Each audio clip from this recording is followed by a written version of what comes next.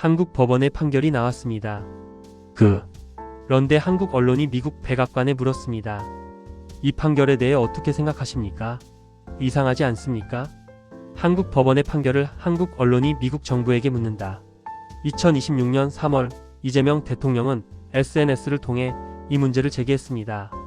왜 국내 사법 문제에 대한 입장을 외국 정부에 묻는가? 이건 단순한 취재 방식의 문제가 아닙니다. 외교 리스크가 될 수 있는 문제입니다.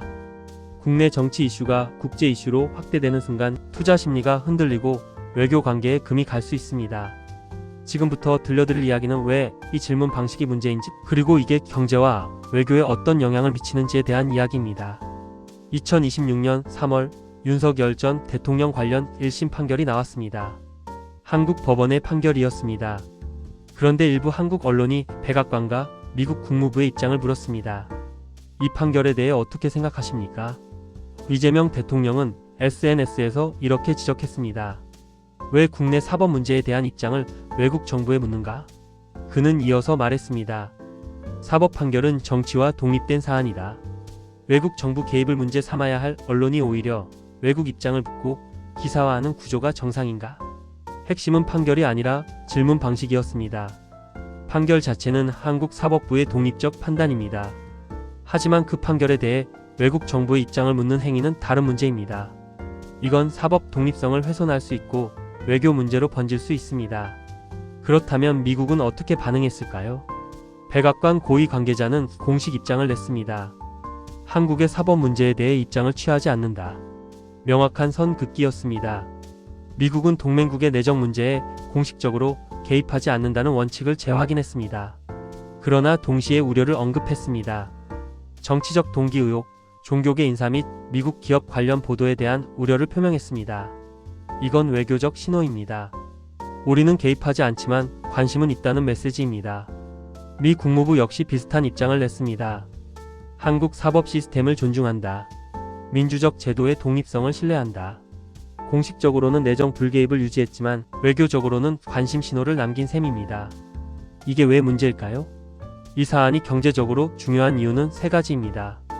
1. 외국 정부 발언이 외교 변수로 확대될 가능성. 미국이 우려한다고 하면 시장은 한미 관계에 금이 갔다고 해석할 수 있습니다. 실제로는 단순 외교적 멘트일 뿐인데 시장은 과잉 반응할 수 있습니다. 2. 국내 정치 이슈가 국제 뉴스로 확산. 한국 법원 판결이 미국 언론에 보도되면 외국 투자자들은 한국에 정치 리스크가 있다고 판단합니다. 투자 심리가 위축되고 주식 환율이 흔들릴 수 있습니다. 3. 언론 보도가 외교적 긴장 신호로 오해될 가능성. 한국 언론이 미국 입장을 계속 물으면 미국은 한국이 우리 입장을 원하는구나라고 오해할 수 있습니다. 그러면 미국이 더 적극적으로 발언하게 되고 이게 외교 문제로 번집니다. 시장은 정치 이슈보다 외교 신호를 더 민감하게 봅니다. 따라서 이번 논란의 핵심은 판결 그 자체보다 그 판결이 외교 이슈로 번지는 구조에 있습니다. 언론은 단순히 사실을 보도하는 게 아닙니다.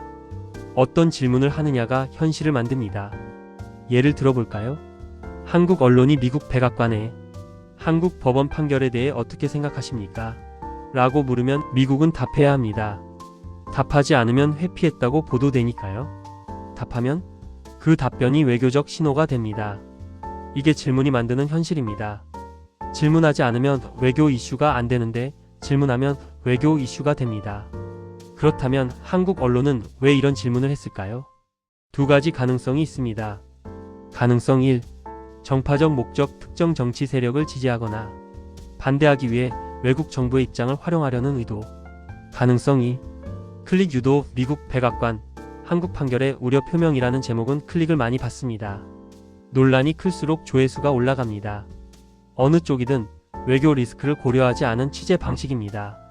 한국 법원의 판결이 나왔습니다. 그런데 한국 언론이 미국 백악관에 물었습니다.